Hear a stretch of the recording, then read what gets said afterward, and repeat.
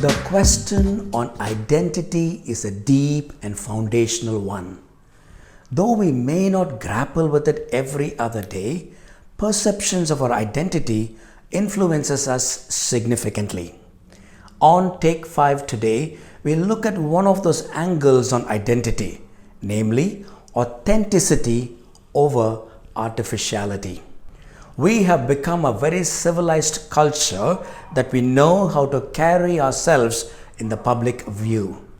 For some of us, our pictures on the social media and our public profiles are good examples of how we want to be recognized. But sometimes they are very different from who we really are.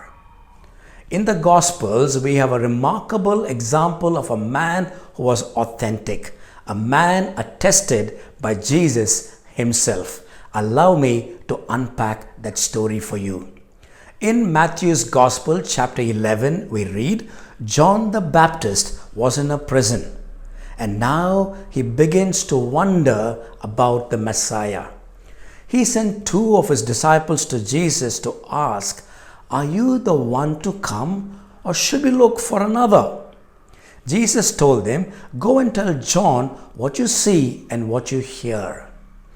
Friends, doubts come because of different motivations. Broadly speaking, doubts come from a seeker or from a skeptic. A seeker is one who has a doubt but is willing to work through it and seek input. A skeptic, on the other hand, raises a doubt but is content to remain a doubter. The skeptic does not want to move from the station of doubt. A gentle suggestion to the latter would be, for a change, start doubting your doubt. That might put you on the road to discovery. John the Baptist wasn't afraid to articulate his doubt. That was an honest question, an authentic expression, if you'd like. But that is not all. After John's disciples leave, Jesus says this about John. "What did you go out into the wilderness to see? A reed swayed by the wind? Or a man wearing fine clothes? No, such people are found in kings' palaces. So what did you go out to see? A prophet? Yes, I tell you, more than a prophet." Jesus uses two picture words to describe John. Firstly, a reed swayed by the wind. John wasn't going to be swayed by popular demand or public opinion. He had his bearings deep. Secondly, Jesus said, "A man wearing fine clothes."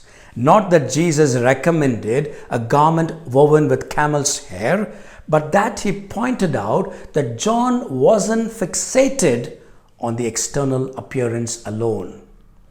How John behaved, how he carried himself was who he really was. A good example of authenticity indeed. But today, if we use the word artificial, it smacks of a lack of originality. In the Gospels, Jesus time and again urged people to be original. Here are three components. Firstly, Jesus told his disciples not to live off borrowed prayers. That's why you find him asking people all the time, "What do you want me to do for you?" He gave people the dignity of choice. Secondly, Jesus discouraged his followers from copied questions. Remember his exchange with the Roman governor Pilate? Jesus asked him, "Is that your own idea, or did someone else talk to you about me?"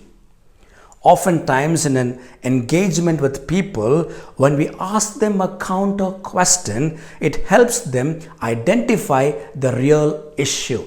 Thirdly, we find that Jesus does not want his followers to piggyback someone else's vision or a call. Jesus had a unique call for each of his followers.